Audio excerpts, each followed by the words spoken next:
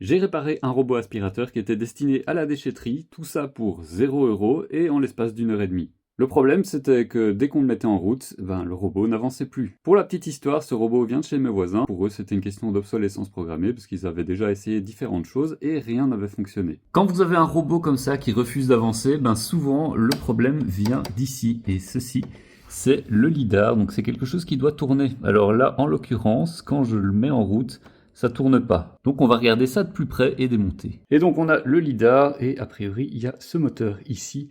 Donc je pense que ce moteur est simplement mort. On va le tester. Ça s'alimente en 5 volts, donc il suffit de mettre du 5 volts. Si jamais ça tourne, c'est que ça vient pas du moteur. Voilà mon montage. Donc j'ai relié les bornes plus et moins sur le moteur, sur une petite alimentation qui est définie en 5 volts. Donc je vais l'allumer, on va voir un petit peu ce que ça donne. Ok, donc la tourelle tourne, donc a priori à ce niveau-là il n'y a pas de problème.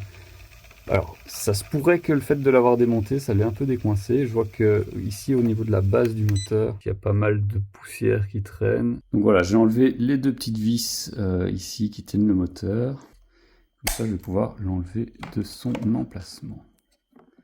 Voilà, donc c'est tout ça que je vais dégager, toute la crasse là. Bon, voilà, ça c'est mieux comme ça, donc je vais le remonter et on va retester.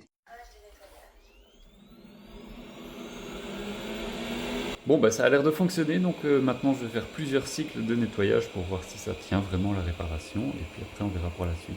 Bon, alors sinon il avait un autre problème, c'est que la lingette ne mouillait pas très fort. En fait c'était juste tout l'ensemble du circuit qui était rempli de calcaire, donc j'ai mis un petit peu de vinaigre, j'ai laissé agir une nuit, et maintenant ça mouille plutôt bien. Là il est au niveau max. Pour mouiller les sols, donc franchement ça va bien. Bon, alors effectivement il y a une grosse différence, puisque avant, donc je l'ai rempli jusque là le bac, et avant de faire le détartrage j'étais plus ou moins à là après un lavage complet. Ici je suis à ce niveau-ci, donc il y a quasiment un peu plus que la moitié du bac qui est parti. La seule chose à dire, c'est que le bac est fondu ici, et bon, on le voit pas trop là sur la vidéo. Donc là, à mon avis, le bac, il faudra quand même le changer. Mais sinon, tout le circuit de pompe interne, là, il est entièrement détartré. Voilà, verdict, un robot réparé. Tout ça sans rien dépenser. C'était juste du nettoyage à faire. On l'a sauvé de la déchetterie, donc ça, c'est vraiment génial aussi. Surtout qu'au final, il n'avait pas grand-chose. Maintenant, il ne reste plus qu'à savoir si mes voisins veulent le récupérer, parce qu'en attendant, ils ont été acheter un nouveau robot. Et sinon, ce sera pour nous.